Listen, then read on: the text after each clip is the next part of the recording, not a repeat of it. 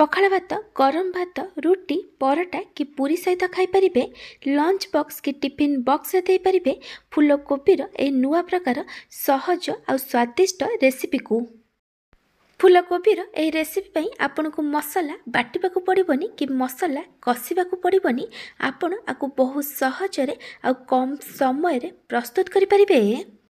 फूलकोबीर यह रेसिपी बनवाई जी सहज खावाई से टेस्टी मध्य। नमस्कार ट्विंकल किचन को आपण मानक स्वागत। फूलकोबीर यह रेसिपी मुझे गोटे मीडियम साइज फूलकोबी नहीं फूलकोबीर क्वांटिटी आपण हिसाब रे कम बेसी करें।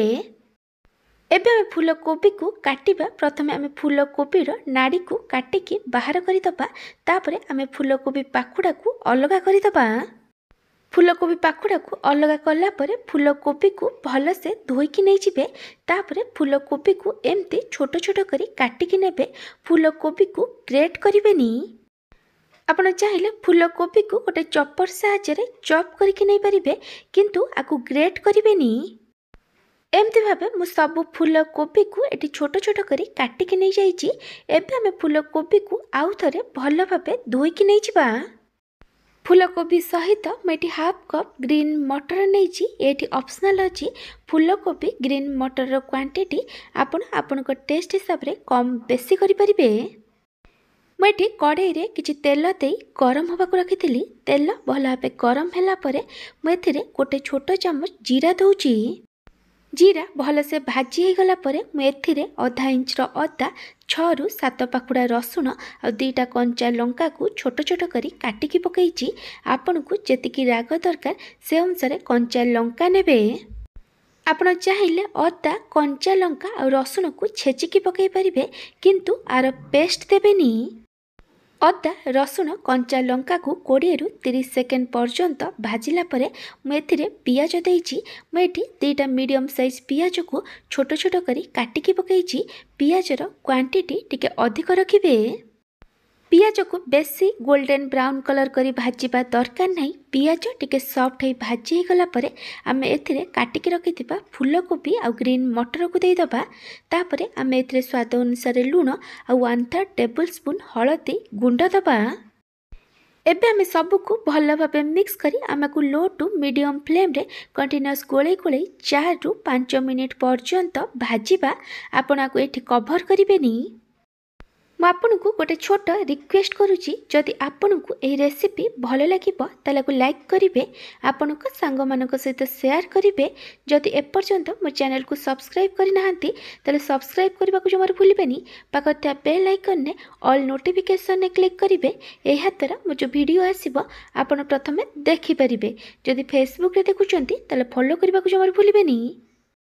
एटी 4 ରୁ 5 मिनिट हो गलानी। एबे आमे गैस रो फ्लेम को लो करी दबा आ एथिरे किछि गुंड मसला पकेइबा। गुंड मसला रे मेठी पकोउची गोटे छोट चामच जीरा धनिया गुंड लंका गुंड। आपन को जेतिकी राग दरकार से अनुसार लंका गुंड पकेइबे। तापरे मु एथिरे गोटे छोट चामच चिकन मसला देइची। आ जगह रे आपन किछि भी सब्जी मसला पकेइ परिबे। एबे आमे सबको भल भाबे मिक्स करी आमे को हाफ रू गोटे मिनिट पर्यंत फ्राई करिबा जेमती गुंड मसलार कंचा बास्ना पड़ेबो। एटी हाफ रू गोटे मिनिट हो गलानी। एबे आमे एथिरे टमाटो दबा। मु एठी गोटे बड़ टमाटो को छोट छोट करी काटिकी पकईची। आ जगह रे आपण 2टा मीडियम साइज टमाटो को छोट छोट करी काटिकी पकई परिबे। एबे आमे सब को आउ थरे भल भाबे मिक्स करी दबा। एबे आमे को कवर करी लो फ्लेम रे 5 ରୁ 6 मिनिट पर्यंत कुक करिबा जेमती फूलकोबी ग्रीन मटर और टमाटो भल से सिझी जिवो। आपण एथिरे बिल्कुल भी पानी देबेनी। 5 ରୁ 6 मिनिट पर मुझे घोड़नी काढ़ी देइची। मु मझिरे फूलकोबीर घोड़नी काढ़ी फूलकोबी को 2 थर गोळेई देइथिली। एबे हम सब को भल से मिक्स करी दबा। एठी टमाटो फूलकोबी ग्रीन मटर सब भल से सिझी जाइची। एबे मु एथिरे गोटे छोट चामच गरम मसला गुंड पकोउची। एबे हम सब को आउ थरे भल भाबे मिक्स करी लो फ्लेम रे हमें को 1 ରୁ 2 मिनिट पर्यंत कुक करिबा। एटी 1 ରୁ 2 मिनिट हो गलानी सबको आउ थे भल भाव मिक्स करदबा आ गैस बंद करदबा। आपण चाहिए आउपर किसी काटिकी धनिया पत्र पकई पारे। फूलकोबीर ए रेसिपी एटी रेडी हो जाइए। आपण ए रेसिपी को कौ जगार देखुं कमेंट सेक्शन में जनइबे। जदि आपन को ए फूलकोबी भुर्जी बा भुजियार रेसिपी भल लगी को लाइक करेंगे, आपण सांग मानक सहित शेयर करेंगे।